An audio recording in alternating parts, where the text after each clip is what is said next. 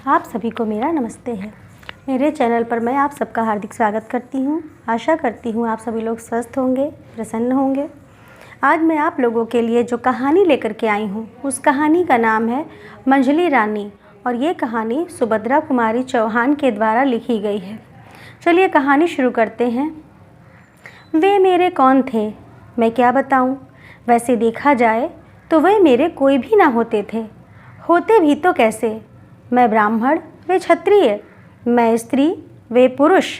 फिर ना तो रिश्तेदार हो सकते थे और ना ही मित्र। आह, यह क्या कह डाला मैंने। मित्र, भला किसी स्त्री का कोई पुरुष मित्र भी हो सकता है? और यदि हो भी तो क्या इसे समाज बर्दाश्त करेगा? यहाँ तो किसी पुरुष का किसी स्त्री से मिलना जुलना या किसी प्रकार का व्यवहार रखना भी पाप है। और यदि कोई स्त्री किसी पुरुष से किसी प्रकार का व्यवहार रखती है, प्रेम से बातचीत करती है, तो वह स्त्री भ्रष्टा है, चरित्रहीना है। नहीं तो पर पुरुष से मिलने जुलने का और मतलब ही क्या हो सकता है। खैर, ना तो मुझे समाज से कुछ लेना देना है, ना समाज से कुछ सरोकार। समाज ने तो मुझे दूध की मक्खी की तरह निकाल कर दूर फेंक दिया है। फिर मैं ही क्यों समाज की परवाह करूं। मेरे माता पिता साधारण स्थिति के आदमी थे। परिवार में माता पिता के अतिरिक्त मुझसे बड़े मेरे 3 भाई और थे। मैं सबसे छोटी थी। छोटी होने के कारण घर में मेरा लालन पालन बड़े प्यार में हुआ था। मेरे 2 भाई बनारस हिंदू यूनिवर्सिटी में पढ़ते थे और दोनों से छोटा राजन मैट्रिक में पढ़ रहा था। मेरे पिताजी संस्कृत के पूरे पंडित थे और पुरानी रूढ़ियों के कट्टर पक्षपाती, यहाँ तक कि वे मेरा विवाह 9 साल की ही उम्र में करके गौरी दान के अच्छे पुण्य के भागी बनना चाहते थे। कई लोगों के और विशेषकर मेरे भाइयों के विरोध के कारण ही वे ऐसा ना कर सके थे। जब मैं 5वीं अंग्रेजी में पढ़ रही थी और मेरी आयु 14 साल के लगभग थी, तब मेरे माता पिता को मेरे विवाह की चिंता हुई। वे योग्य वर की खोज में थे। संयोग से ललितपुर के तालुकेदार राजा राम मोहन हमारे कस्बे में शिकार खेलने के लिए आए। कस्बे से लगा हुआ ही एक बड़ा जंगल था जहां शिकार खेलने का अच्छा मौका था। उनका खेमा जंगल से बाहर कस्बे के पास ही था। कस्बे वालों के लिए यह एक खास तमाशा भी हो गया था। उनके टेंट में कभी ग्रामोफोन बजता और कभी नाच गाना होता है। लोग बिना पैसे के तमाशा देखने को झुंड के झुंड जमा हो जाते। एक दिन मैं भी राजन और पिताजी के साथ राजा साहब के डेरे पर गई। मेरे पिताजी की राजा साहब से जान पहचान हो गई। हम लोग उन्हीं के पास जाकर कुर्सियों पर बैठ गए। राजा साहब ने हमारा बड़ा सम्मान किया। लौटते समय उन्होंने हम लोगों को अपनी ही सवारी पर भेजा और साथ में बहुत से फल, मेवा और मिठाई इत्यादि भी रखवा दी। कस्बे की कई लड़कियां और लड़कों ने मुझे राजा साहब की सवारी पर लौटते हुए उत्सुक नेत्रों से देखा, किंतु उस सवारी पर बैठकर मैं अनुभव कर रही थी कि जैसे मैं भी कहीं की रानी हूँ। मैंने उनकी ओर आंख उठाकर भी न देखा। दूसरे दिन राजा साहब ने स्वयं पिताजी को बुलवा भेजा और उनसे मिलकर 2-3 घंटे बाद जब पिताजी लौटे तो इतने प्रसन्न थे कि उनके पैर धरती पर ना पड़ते थे। ऐसा मालूम होता था कि वे सारे संसार को जीत कर आ रहे हैं। आते ही उन्होंने मेरी पीठ ठोकी और माँ से बोले, लो, इससे अच्छा और क्या हो सकता था। तारा का विवाह राजा साहब के मंझले लड़के से तय हो गया। माता पिता दोनों ही इस संबंध से बड़े प्रसन्न हुए। मेरे भाइयों ने जब सुना कि तारा का विवाह एक तालुकेदार के विलासी लड़के से जो मामूली हिंदी पढ़ा लिखा है तय हुआ है, तो उन्होंने इसका बहुत विरोध किया, किंतु उनके विरोध को कौन सुनता था। पिताजी तो अपनी हट पकड़े थे। उनकी समझ में इससे अच्छा घर और वर मेरे लिए कहीं मिल ही ना सकता था। सबसे अधिक आकर्षक बात तो उनके लिए यह थी कि वर बहुत बड़े खानदान का 20 कन्वजियों के घर का लड़का था। फिर राजा से रिश्तेदारी करके कस्बे में उनकी इज्जत बढ़ ना जाएगी क्या। इसके अतिरिक्त विवाह का प्रस्ताव भी तो स्वयं राजा साहब ने ही किया था। नहीं तो भला मामूली हैसियत के मेरे पिताजी यह प्रस्ताव कैसे ला सकते थे। सबसे बढ़कर बात तो यह थी कि दहेज के नाम से कुछ न देकर भी लड़की इतने बड़े घर में ब्याही जाती थी। फिर भला इतने बड़े बड़े आकर्षणों के होते हुए भी पिताजी इस प्रस्ताव को कैसे टाल देते।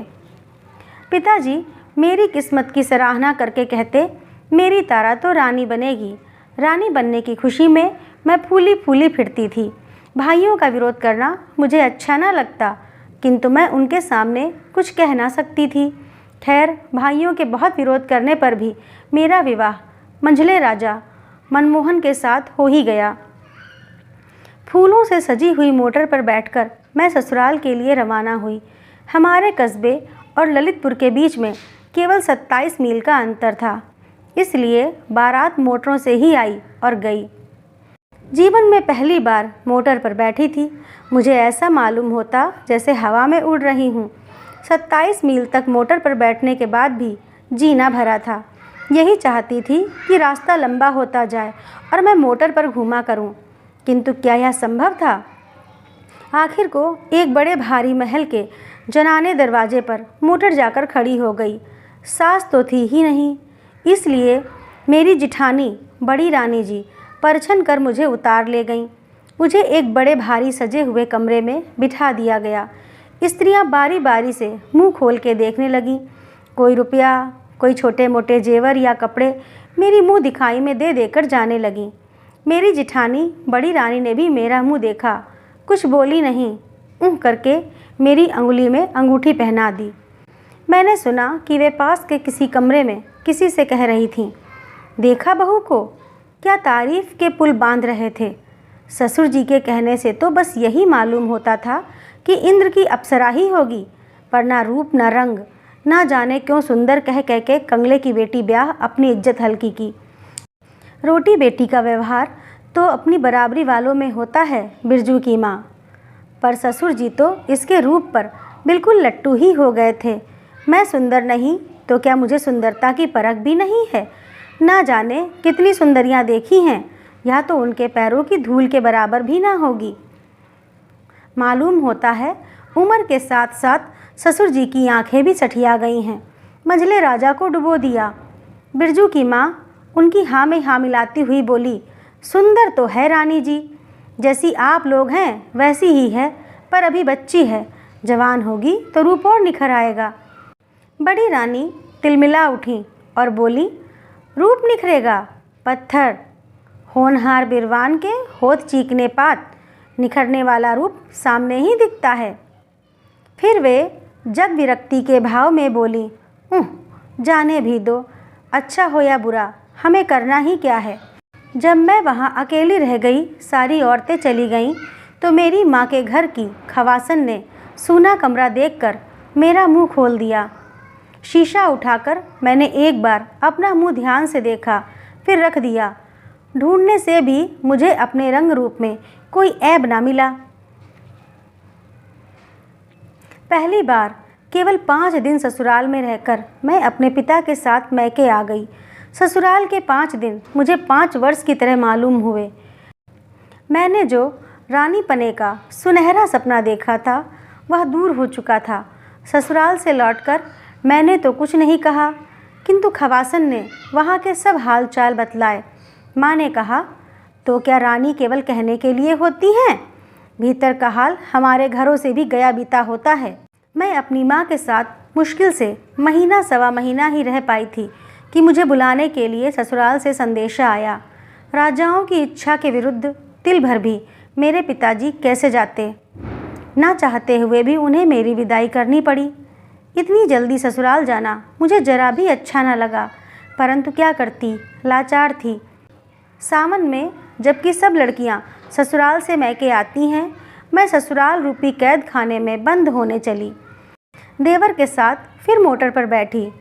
इस बार मैंने अपना छोटा सा हारमोनियम भी साथ रख लिया था। फिर ससुराल पहुंची। पहली बार तो मेरे साथ माँ के घर की खवासन थी। इस बार उस हारमोनियम और थोड़ी सी पुस्तकों को छोड़कर कुछ न था।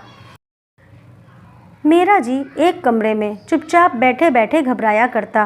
घर में कोई ऐसा ना था जिससे घंटे 2 घंटे बातचीत करके जी बहलाती।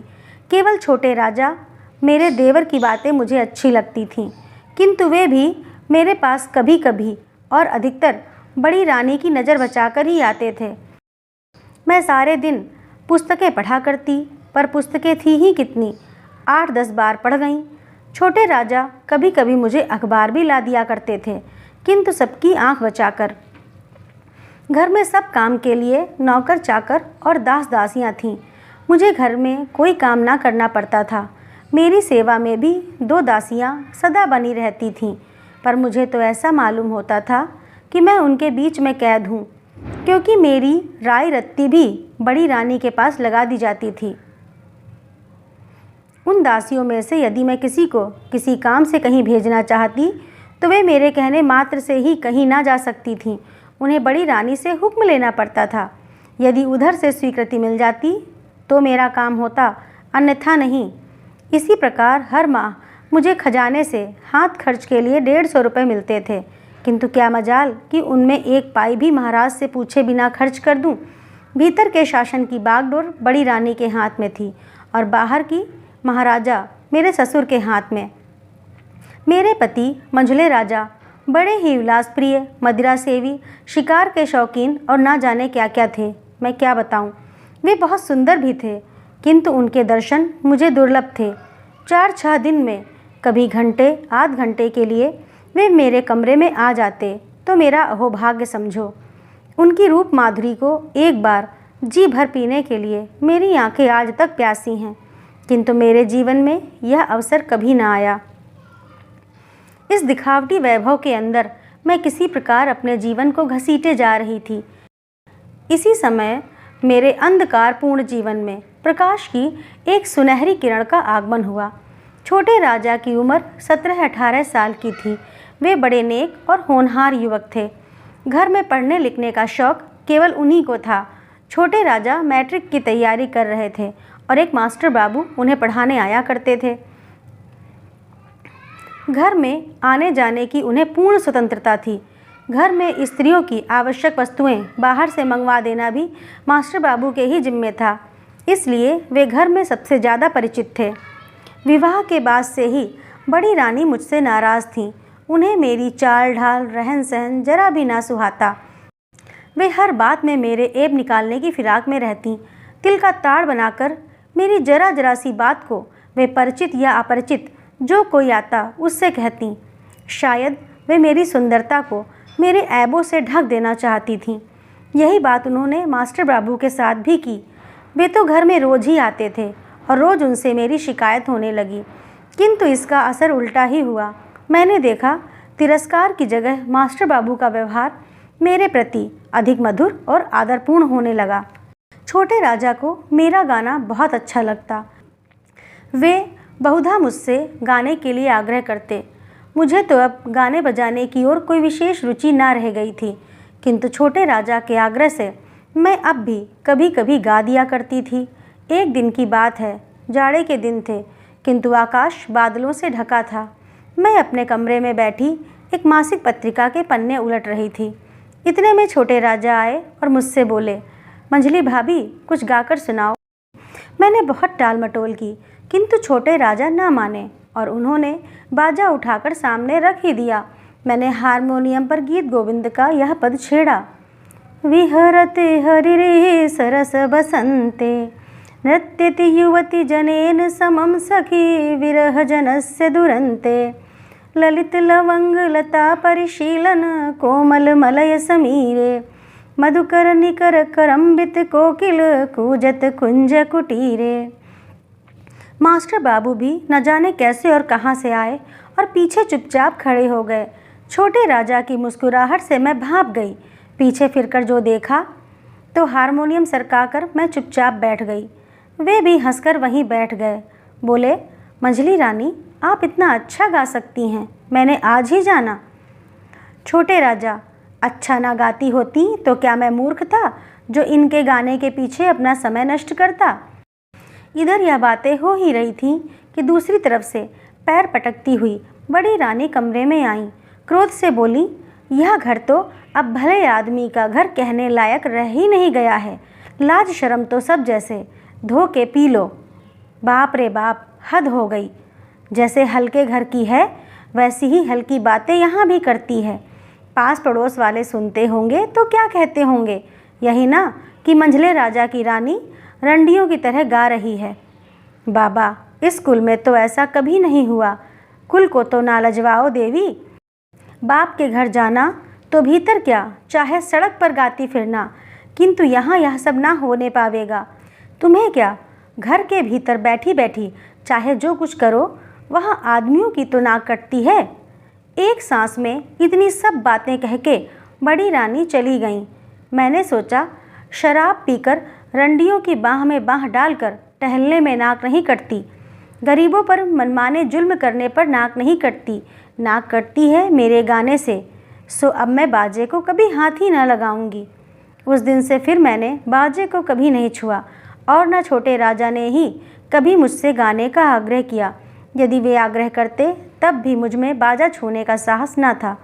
इस घटना के कई दिन बाद एक दिन मास्टर बाबू छोटे राजा को पढ़ाकर ऊपर से नीचे उतर रहे थे और मैं नीचे से ऊपर जा रही थी। आखिरी सीढ़ी पर ही मेरी उनसे भेंट हो गई। वे ठिठक कर बोले, कैसी हो मंझली रानी? जीती हूँ, खुश रहा करो। इस प्रकार रहने से आखिर कुछ लाभ? जी को कैसे समझाऊँ मास्टर बाबू? अच्छी अच्छी पुस्तकें पढ़ा करो, उनसे अच्छा साथी संसार में तुम्हें कोई ना मिलेगा। पर मैं अच्छी अच्छी पुस्तकें लाऊं कहाँ से? लाने का जिम्मा मेरा। यदि आप अच्छी पुस्तकें ला दिया करें तो इससे अच्छी और बात ही क्या हो सकती है? यह कौन बड़ी बात है मंझली रानी, मेरे पास बहुत सी पुस्तकें रखी हैं, उनमें से कुछ मैं तुम्हें ला दूंगा। इस कृपा के लिए उन्हें धन्यवाद देती हुई मैं ऊपर चली और वे बाहर चले गए। मैंने ऊपर आंख उठाकर देखा तो बड़ी रानी खड़ी हुई तीव्र दृष्टि से मेरी ओर देख रही थीं। मैं कुछ भी न बोलकर नीची निगाह किए हुए अपने कमरे में चली गई। दूसरे दिन मास्टर बाबू समय से कुछ पहले ही आए। उनके हाथ में कुछ पुस्तकें थीं। वे छोटे राजा के कमरे में ना जाकर सीधे मेरे कमरे में आए और बाहर से ही आवाज़ दी, किंतु दोनों दासियों में से इस समय एक भी हाजिर ना थी। इसलिए मैंने ही उनसे कहा, आइए मास्टर बाबू। वे आकर बैठ गए। किताबों और लेखक के नाम बतलाकर वे मुझे किताबें देने लगे। ये महात्मा गांधी की आत्मकथा के दोनों भाग हैं। यह है बाबू प्रेमचंद जी की रंगभूमि, इसके भी 2 भाग हैं। या मैथिली बाबू का साकेत और या पंत जी का पल्लव। इसके अतिरिक्त और भी बहुत सी पुस्तकें हैं। इन्हें तुम पढ़ लोगी तब मैं तुम्हें और ला दूंगा। इसके बाद वे साकेत उठाकर उर्मिला से लक्ष्मण की विदा का जो सुंदर चित्र मैथिली बाबू ने अंकित किया है मुझे पढ़कर सुनाने लगे। इतने ही में मुझे वहाँ बड़ी रानी की झलक दीख पड़ी और उसके साथ मेरे कमरे के दोनों दरवाजे फटाफट बंद हो गए। मास्टर बाबू ने एक बार मेरी तरफ फिर दरवाजे की तरफ देखा। फिर वे बोले, भाई यह दरवाज़ा किसने बंद कर दिया है, खोल दो। जब कोई भी उत्तर ना मिला तो मुझे क्रोध आ गया। मैंने तीव्र स्वर में कहा, यह दरवाज़ा किसने बंद किया है, खोलो। क्या मालूम नहीं है कि हम लोग भीतर बैठे हैं? बड़ी रानी की कर्कश आवाज़ सुनाई दी, ठहरो, अभी खोल दिया जाएगा। तुम लोग भीतर हो यही दिखाने के लिए तो दरवाज़ा बंद किया गया है। पर देखने वाले भी तो जरा आ जाएं। यह नारकीय लीला अब ज़्यादा दिन ना चल सकेगी। नारकीय लीला? मेरा माथा ठनका। हे भगवान, क्या पुस्तक पढ़ना भी नारकीय लीला है? इस प्रकार लगभग 15 मिनट हम लोग बंद रहे। गुस्से में मास्टर बाबू का चेहरा लाल हो रहा था। उधर बाहर बड़े राजा, मंझले राजा और महाराजा जी की आवाज़ मुझे सुनाई दी और उसके साथ ही कमरे का दरवाज़ा खुल गया। बड़ी रानी बोली, मेरी बातों पर तो कोई विश्वास ही नहीं करता था। अब अपनी आँखों से देखो, आंखें धोखा तो नहीं खा रही हैं। आज तक मैंने मंझले राजा की विलासी मूर्ति देखी थी, आज मैंने उनका रौद्र रूप भी देखा। क्रोध से पैर पटकते हुए वे बोले, किरण कुमार, इस कमरे में तुम किसके हुक्म से आए? मास्टर बाबू भी उसी स्वर में बोले, मुझे किस कमरे में जाने का हुक्म नहीं है। बड़े राजा, मास्टर बाबू अब यहाँ से चले जाओ, इसी में तुम्हारी कुशल है। वे, मुझे ऐसी कुशल नहीं चाहिए। मैं पापी नहीं हूँ जो कायर की तरह भाग जाऊँगा। जाने से पहले मैं आपको बतला देना चाहता हूँ कि मैं और मंझली रानी दोनों ही पवित्र हैं और निर्दोष हैं। यह हरकत ईर्ष्या और जलन के कारण की गई है। बड़ी रानी गरज उठी, उल्टा चोर कोतवाल को डांटे, चोरी की चोरी, उस पर भी सीना जोरी। मैं ईर्ष्या करूँगी तुमसे? तुम हो किस खेत की मूली? मैं तुम्हें समझती क्या हूँ? तुम हो एक अदना से नौकर और यह है कल की छोकरी, सो भी किसी रईस के घर की नहीं। ईर्ष्या तो उससे की जाती है जो अपनी बराबरी का हो। फिर बड़े राजा की तरफ मुड़कर बोली, तुम इसे ठोकर मार के निकलवा क्यों नहीं देते? तुम्हारे सामने ही खड़ा खड़ा जबान लड़ा रहा है और तुम सुन रहे हो। पहले ही कहा था नौकर चाकर को ज़्यादा मुँह ना लगाया करो। महाराज बड़े गुस्से से बोले, किरण कुमार चले जाओ। इसी समय न जाने कहाँ से छोटे राजा आ पड़े और मास्टर बाबू को ज़बरदस्ती पकड़कर अपने साथ लिवा ले गए। वे चले गए। मुझ पर क्या बीती होगी कहने की आवश्यकता नहीं, समझ लेने की बात है। नतीजा सबका यह हुआ कि उसी दिन एक चिट्ठी के साथ सदा के लिए मैं विदा कर दी गई। एक इक्के पर बैठालकर चपरासी मुझे माँ के घर पहुँचाने गया। चिट्ठी मेरे पिताजी के नाम थी, जिसमें लिखा था कि आपकी पुत्री भ्रष्टा है, इसने हमारे कुल में दाग लगा दिया है, इसके लिए अब हमारे घर में जगह नहीं है। बात की बात में सारे मोहल्ले भर में मेरे भ्रष्टाचरण की बात फैल गई। यहाँ तक कि मेरे पिता के घर पहुँचने से पहले ही यह बात पिताजी के घर तक भी पहुँच गई थी। जब मैं पिताजी के घर पहुँची, शाम हो चुकी थी। इस बीच माताजी का देहांत हो चुका था। भाई भी तीनों कॉलेज में थे। घर पर मुझे केवल पिताजी मिले। उन्होंने मुझे अंदर ना जाने दिया, बाहर दालान में ही बिठाया। चिट्ठी पढ़ने के बाद वे तड़प उठे। बोले, जब यह भ्रष्ट हो चुकी है तो इसे यहाँ क्यों लाए? रास्ते में कोई खाई खंदक ना मिला जहाँ ढकेल देते? इसे मैं अपने घर रखूँगा, जाए कहीं भी मरे, मुझे क्या करना है? मैं पिताजी के पैरों पर लौट गई। रोती रोती बोली, पिताजी मैं निर्दोष हूँ। पिताजी 2 कदम पीछे हट गए और कड़क कर बोले, दूर रहे चंडालिन, निर्दोष ही तू होती तो इतना यह बवंडर ही क्यों उठता? उन्हें क्या पागल कुत्ते ने काटा था जो बैठे बैठाए अपनी बदनामी करवाते? जा, जहाँ जगह मिले समा जा, मेरे घर में तेरे लिए जगह नहीं है। क्या करें, अंग्रेजी राज्य ना होता तो बोटी बोटी काट के फेंक देता। इस हो हल्ला में समाज के कई ऊंची नाक वाले अगुआ और कई पास पड़ोस वाले भी जमा हो गए। सबने मेरे भ्रष्टाचरण की बात सुनी और घृणा से मुंह बिचकाया। एक बोला, नहीं भाई, अब तो यह घर में रखने लायक नहीं। जब ससुराल वालों ने ही निकाल दिया तो क्या पंडित राम भजन अपने घर रख कर जात में अपना हुक्का पानी बंद करवाएंगे? दूसरे ने पिताजी पर पानी चढ़ाया। अरे भाई, घर में रखे तो रखने दो, इनकी लड़की है, पर हम तो पंडित जी के दरवाजे पर पैर ना देंगे। मैं फिर एक बार भीतर जाने के लिए दरवाजे की तरफ झुकी, किंतु पिताजी ने एक झटके के साथ मुझे दरवाजे से कई हाथ दूर फेंक दिया। कुल में दाग तो मैंने लगा ही दिया था। वे मुझे घर में रखकर क्या जात बाहर भी हो जाते? मैं दूर जा गिरी और गिरकर बेहोश हो गई। मुझे जब होश आया है, मेरे घर का दरवाज़ा बंद हो चुका था और मोहल्ले भर में सन्नाटा छाया था। केवल कभी कभी 1-2 कुत्तों के भूखने का शब्द सुन पड़ता था। मैं उठी, बहुत कुछ सोचने के बाद स्टेशन की तरफ चली। एक कुत्ता भूख उठा, जैसे कह रहा हो कि अब इस मोहल्ले में तुम्हारे लिए जगह नहीं है। जब मैं स्टेशन पहुंची, एक गाड़ी तैयार खड़ी थी। बिना कुछ सोचे विचारे मैं गाड़ी के एक जनाने डिब्बे में बैठ गई। गाड़ी कितनी देर तक चलती रही, कहाँ कहाँ खड़ी हुई, कौन कौन से स्टेशन बीच में आए, मुझे कुछ पता नहीं।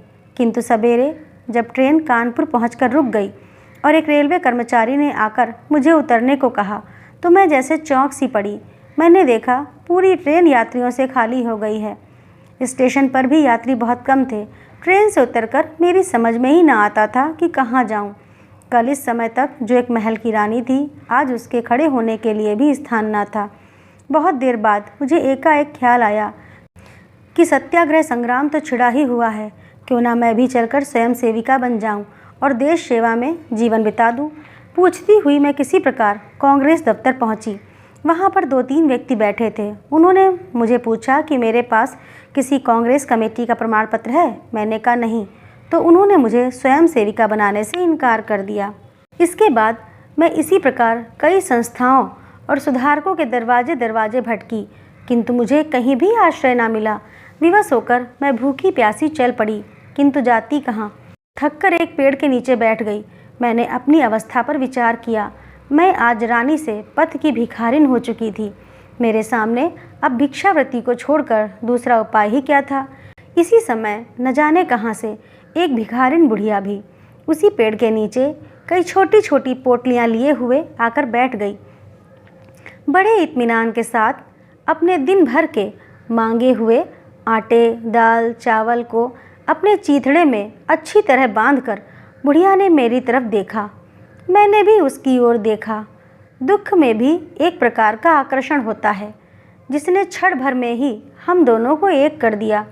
भिखारिन बहुत बूढ़ी थी, उसे आँख से कम दिख पड़ता था। भिक्षावृत्ति करने के लिए अब उसे किसी साथी या सहारे की ज़रूरत थी। मैं उसी के साथ रहने लगी। कई बार मैंने आत्महत्या करनी चाही, किंतु उस समय ऐसा मालूम होता कि जैसे कोई हाथ पकड़ लेता हो। मैं आत्मघात भी ना कर सकी। लगातार 1 साल तक भिखारिन के साथ रहकर मुझे भीख मांगना ना आया। आता भी कैसे? मैं बुढ़िया का हाथ पकड़कर उसे सहारा देती हुई चलती। भीख वही मांगा करती थी। मैं जवान थी, सुंदर थी। फटे चीथड़े और मैले कुचैले वेश में भी मैं अपना रूप न छिपा सकती। मेरा रूप ही हर जगह मेरा दुश्मन हो जाता। अपने सतीत्व की रक्षा हेतु मुझे बहुत सचेत रहना पड़ता था और इसीलिए मुझे जल्दी जल्दी स्थान बदलना पड़ता था। मेरे बदन की साड़ी फटकर तार तार हो गई थी। बदन ढकने के लिए साबित कपड़ा भी ना था। प्रयाग में माघी अमावस्या के दिन बड़ा भारी मेला लगता है। बुढ़िया ने कहा, वहाँ चलने पर हमें 3-4 महीने भर खाने को मिल जाएगा और कपड़ों के लिए पैसे भी मिल जाएंगे। मैं बूढ़ी के साथ पैदल ही प्रयाग के लिए चल पड़ी। मांगते खाते कई दिनों में हम लोग प्रयाग पहुँचे। यहाँ पूरे महीने भर मेला रहता है। दूर दूर के बहुत से यात्री आते हैं। हम लोग रोज़ सड़क किनारे एक कपड़ा बिछाकर बैठ जाते और दिन भर भिक्षा मांगकर शाम को एक पेड़ के नीचे अलाव जलाकर सो जाते। एक दिन इसी प्रकार शाम को जब हम दिन भर की भिक्षावृत्ति के बाद लौट रहे थे, एक बग्घी निकली जिसमें कुछ स्त्रियां थीं। बुढ़िया एक पैसे के लिए हाथ फैलाकर गाड़ी के पीछे पीछे दौड़ी। कुछ देर बाद गाड़ी के अंदर से एक पैसा फेंका गया। शाम को धुंधले प्रकाश में बुढ़िया जल्दी पैसा देख न सकी। वह पैसा देखने के लिए कुछ देर झुकी रही। उसी समय एक मोटर पीछे से और एक सामने से आ गई। बुढ़िया ने बचना चाहा। मोटर वाले ने भी बहुत बचाया, पर बुढ़िया मोटर की चपेट में आ ही गई। उसे गहरी चोट लगी और उसे बचाने की चेष्टा में मुझे भी काफ़ी चोट आई। जिस मोटर की चपेट हम लोगों को लगी थी, उस मोटर वाले ने पीछे मुड़कर देखा भी नहीं, किंतु दूसरी मोटर वाले रुक गए। उसमें से 2 व्यक्ति उतरे। मेरे मुंह से सहसा एक चीख निकल गई। कई दिनों तक लगातार बुखार के बाद जिस दिन मुझे होश आया, मैंने अपने आप को एक जनाने अस्पताल के पर्दा वार्ड के कमरे में पाया। एक खाट पर मैं पड़ी थी। मेरे पास ही दूसरी खाट पर भिखारिन मरणासन्न अवस्था में पड़ी थी। मैं खाट से उठकर बैठने लगी तो मास्टर बाबू पास की कुर्सी पर बैठे कुछ पढ़ रहे थे। मुझे उठते देखकर पास आकर बोले, अभी आप ना उठें, बिना डॉक्टर की अनुमति के आपको खाट से उठना नहीं है। क्यों? मैं पथ की भिखारिन, मुझे ये साफ़ सुथरे कपड़े नरम नरम बिछौने क्यों चाहिए? कल से तो मुझे फिर वही गली गली की ठोकर खानी पड़ेगी ना। उनकी बड़ी बड़ी आंखें सजल हो गईं। वे बड़े ही करुण स्वर में बोले, मंझली रानी, क्या तुम मुझे क्षमा ना करोगी? तुम्हारा अपराधी तो मैं ही हूँ ना। मेरे ही कारण तो आज तुम राजरानी से पद की भिखारिन बन गई हो। जब मुझे उन्होंने मंझली रानी कहकर बुलाया तो मैं चौंक पड़ी। सहसा मेरे मुंह से निकल गया, मास्टर बाबू। 2-3 दिन में मैं पूर्णतः स्वस्थ हो गई, परंतु भिखारिन की हालत ना सुधर सकी। एक दिन उसने अपनी जीवन लीला समाप्त कर दी। उसके अंतिम संस्कारों से निवृत्त होकर मैं मास्टर बाबू के साथ उनके बंगले में रहने लगी, किंतु मैं अभी तक नहीं जान सकी कि वे मेरे कौन हैं। वे मुझ पर माता की तरह ममता और पिता की तरह प्यार करते हैं, भाई की तरह सहायता और मित्र की तरह नेक सलाह देते हैं, पति की तरह रक्षा और पुत्र की तरह आदर करते हैं। कुछ ना होते हुए भी वे मेरे सब कुछ हैं और सब कुछ होते हुए भी वे मेरे कुछ नहीं। तो दोस्तों, कैसी लगी आप लोगों को यह कहानी? अच्छी लगी हो तो लाइक करिए, शेयर करिए और ऐसी ही और कहानियों के लिए मेरे चैनल को सब्सक्राइब करिए। धन्यवाद।